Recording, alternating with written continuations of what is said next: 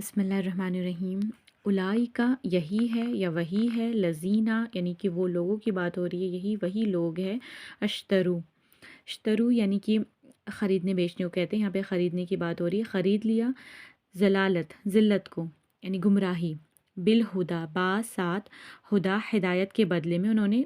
گمراہی کو خرید لیا، بس کے لیے یا تو کے لیے یوز ہو رہا ہے، ما نہیں، ربیحت فائدے کے لیے یوز ہو رہا ہے، تجارتہم تجارت ورڈ سے ہمیں سمجھ میں آ رہا ہے یہ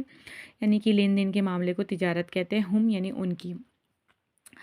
و ما تو ان کی تجارت